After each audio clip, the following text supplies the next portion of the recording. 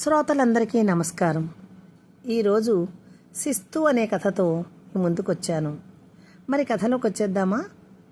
శిస్తు కథ రచన పఠనం విజయలక్ష్మి. ఏమేవ్, ఇదిగో శిస్తు డబ్బులు వచ్చాయి చూడు, 5 ఎకరాలకి 5 లక్షలు లెక్కపెట్టి బీరువాలో పెట్టు అంటూ 5 లక్షల రూపాయలు భార్య చేతికి అందించాడు గంగాధరం. భార్య లక్ష్మి డబ్బులు లెక్కపెట్టి బీరువాలో పెట్టింది. ఇక సంవత్సరం అంతా ఈ శిస్తుతోనే బ్రతకాలి. 5 ఎకరాల పంట పొలాన్ని శిస్తుకిచ్చుకొని ఆ డబ్బుతో బ్రతుకుతున్నాడు గంగాధరం గారు. తండ్రి ముకుందరావు గారు 10 ఎకరాల భూస్వామి. ఊరికి పెద్ద మనిషి.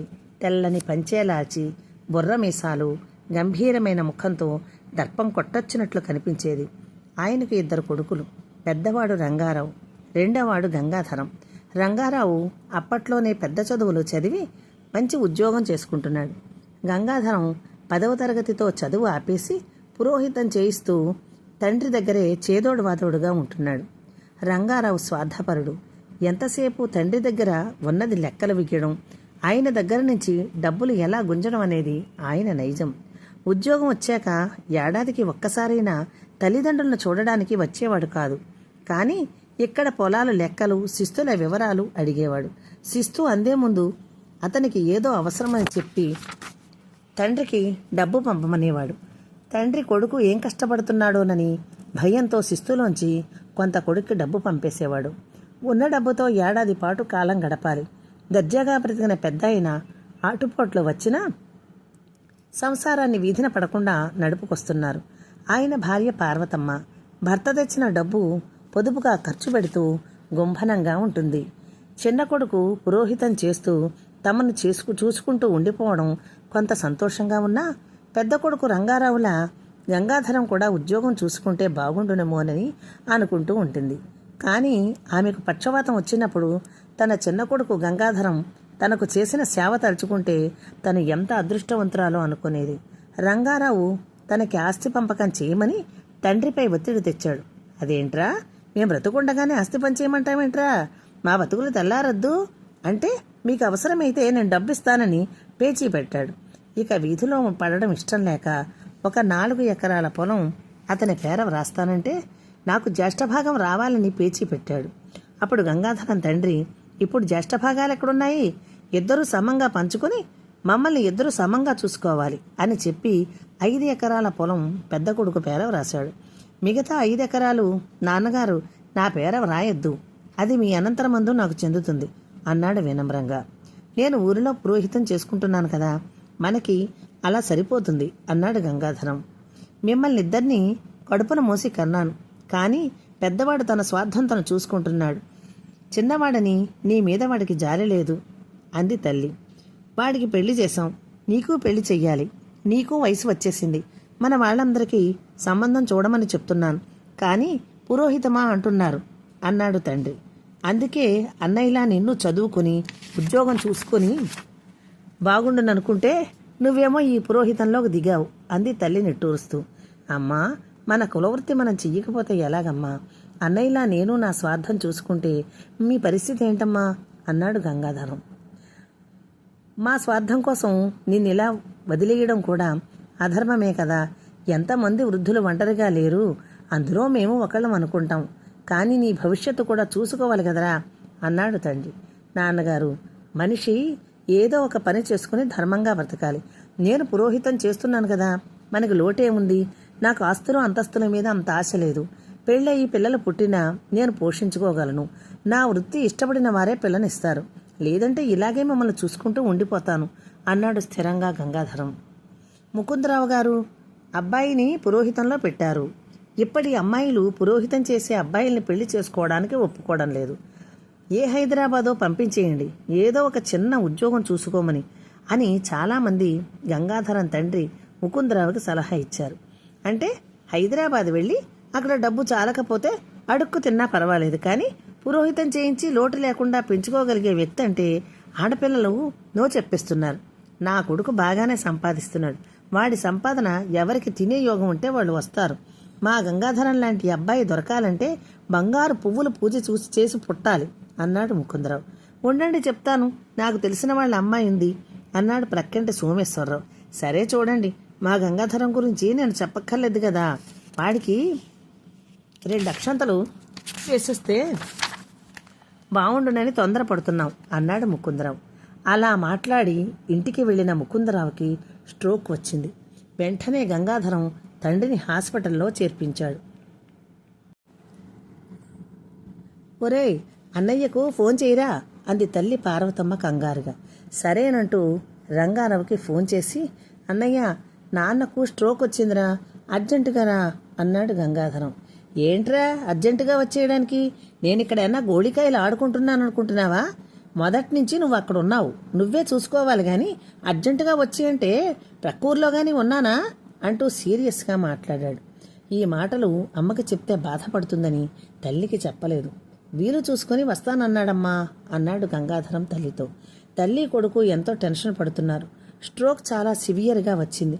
48 గంటలు పోతే కానీ చెప్పలేమంటున్నారు డాక్టర్లు. గంగాధరానికి కాలు చెయ్యి ఆడడం లేదు. అన్నయ్య ఏదో సహాయం చేస్తాడన్నది కల్లా. మరి ఈ ఖర్చు ఎలా భరించాలి? వేలకు వేలు డబ్బు కడుతున్నాడు. 50 లక్షలు 30 లక్షలు ఖర్చు పెడితే బ్రతుకుతాడని, లేకపోతే లేదని డాక్టర్లు చెప్పేసరికి గుండె గుబేలు మంది గంగాధరానికి. 30 లక్షలు ఎక్కడి నుంచి తేగలడు? ఆందోళనతో తల్లి ముఖం వైపు చూశాడు. నుదుట ఎర్రని బొట్టుతో కళకళలాడుతోంది తల్లి. ఇప్పుడు ఈ డబ్బు కట్టకపోతే నాన్నగారు దక్కరు. పచ్చని అమ్మ ముఖాన్ని ఇంకెలా చూసే శక్తి తనకు లేదు. ఏం చెయ్యాలి? అమ్మా, నేను మన ఊరు వెళ్ళి వస్తాను. ఐసీయూలో ఉన్నారు కదా నాన్నగారు. నువ్వు ఇక్కడుండు, ఏదైనా అవసరమైతే ఫోన్ చేస్తారు అన్నాడు. అదేమిట్రా అలాగా మమ్మల్ని వదిలేసి వెళ్ళిపోతావా అంది తల్లి. అమ్మా, 30 లక్షలు కావాలంటున్నారు. ఊరికెళ్ళి మన పొలం తనఖా పెట్టి డబ్బు తీసుకుని రావాలి అన్నాడు గంగాధరం. అన్నయ్య పొలం వాటా వాడు తీసుకున్నప్పుడు అవసరమైతే డబ్బు ఇస్తానన్నాడు కదా, అడుగు అంది పార్వతమ్మ దిగులుగా. ఆమె ఎదురుగానే ఫోన్ చేసి, అన్నయ్య, నాన్నగారికి 30 లక్షలు అవుతుందంటున్నారు, నువ్వు కాస్త సాయం చేస్తావని అన్నాడు నసుగుతూ. ఏంటి డబ్బులా? నా దగ్గర ఎక్కడున్నాయి అన్నాడు కోపంగా. అదేంటన్నయ్య, మననే కదా శిస్తు 5 లక్షలు రైతు పంపాడు కదా, ఆ డబ్బు సర్దొచ్చు కదా అన్నాడు గంగాధరం. ఆ డబ్బు నాకే కాదు నీకు వచ్చింది కదా అన్నాడు రంగారావు. వచ్చింది, కానీ ఆ డబ్బు నాకు పురోహితం మీద వచ్చిన డబ్బు కలిపి ఏడాదంతా అదే సర్దుకోవాలి. నీకు ఉద్యోగం ఉంది కదన్నయ్యా అన్నాడు గంగాధరం. నువ్వు వెధవ తెలివితేటలు ప్రదర్శించి నా దగ్గర డబ్బులు లాగాలని చూస్తున్నావు. పల్లెటూరులోనే మీకు సరిపోకపోతే పట్నంలో ఉన్న వాళ్ళకి ఎంత డబ్బైనా చాలదు. నువ్వే ఏదో తంటాలు పడు, నేను సర్దలేను అని నిర్మోహమాటంగా చెప్పేశాడు. ఇంకా తప్పదని ఇంటికి వచ్చేశాడు. భూమిని తనఖా పెట్టి డబ్బు సర్దుబాటు చేసి తండ్రికి వైద్యం చేయించాడు. డబ్బు ఖర్చయినా ముకుందరావు ప్రాణాలు నిలబడ్డాయి.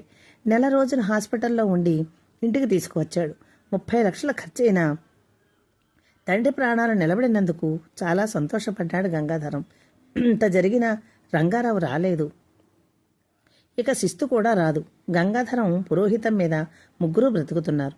ముకుందరావు గారు నెమ్మదిగా కోలుకున్నారు. ఫిజియోథెరపీ కూడా చేయించుకుతున్నాడు.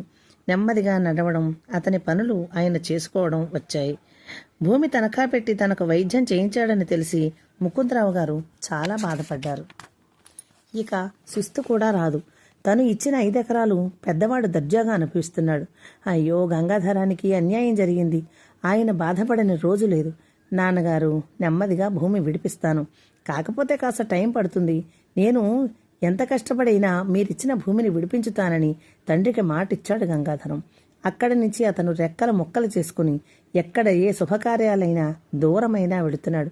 భూమి కూడా తనఖాలో ఉండడం వలన ఇస్తామన్న పిల్లను కూడా ఇవ్వడం మానివేశారు. 25 సంవత్సరాల వయసులో తను తనఖా పెట్టిన పొలాన్ని 40 ఏళ్ళొచ్చాక విడిపించాడు గంగాధరం. కానీ చూడడానికి తండ్రి లేడు, తల్లి లేదు. అయినా ఆ పత్రాలు తల్లిదండ్రుల పటాల వద్ద ఉంచాడు. తల్లిదండ్రులిద్దరూ పొలం తనఖా అంత డబ్బు ఇక కొడుకు విడిపించుకోలేడని, మా అమ్మాయికి ఆ తమ్ముడికి సహాయం చేసే బుద్ధి పెద్ద కొడుక్కి లేదని ముకుందరావు కుమిలి ఏడ్చాడు. అనవసరంగా తనపై 30 లక్షలు ఖర్చు పెట్టిన కొడుకు మంచితనానికి సంతోషించాలా, పొలం తనఖాలో ఉన్నందుకు విచారించాలా? ఆ విచారంతోనే సడన్గా కార్డియాక్ అరెస్టుతో కన్ను మూశారు ముకుందరావు గారు. ఆయన మరణం తట్టుకోలేని పార్వతమ్మ ఏడాదిలోపే ఆయన చేరుకుంది. 40 ఏళ్ల వయసులో గంగాధరానికి మంచి అమ్మాయి దొరికి పెళ్ళయింది. ఇప్పుడు గంగాధరానికి 70 ఏళ్ళు. ఏ పని చెయ్యలేడు. పురోహితం కూడా మానేశాడు. తండ్రి ఇచ్చిన 5 ఎకరాల మీద వచ్చిన శిస్తుతో కాలం వెళ్లదీస్తున్నాడు. పిల్లలు లేని గంగాధరం వారి తదనంతరం ఆ 5 ఎకరాలు అనాథ శరణాలయానికి రాసేశాడు. వారందరూ తమ పిల్లలేననుకున్నాడు. అతని భార్య లక్ష్మి ఆయన సంతృప్తిగా కాలం గడుపుతున్నారు. ఆయన కృషి పట్టుదలతో పొలాన్ని విడిపించి శిస్తును అనుభవిస్తున్నారు. కథ సమాప్తం. నా కథ నచ్చితే ఛానల్ను సబ్స్క్రైబ్ చేసుకుని లైక్ చేసి, షేర్ చేసి, కామెంట్ చేసి నన్ను ప్రోత్సహించి మరింత ముందుకు నడిపించాలని నా ప్రార్థన. ఇప్పటి వరకు నా ఛానల్ సబ్స్క్రైబ్ చేసుకుని నా కథలు వింటున్న వారందరికీ నా ప్రత్యేక ధన్యవాదాలు. ఇట్లు మీ విజయలక్ష్మి.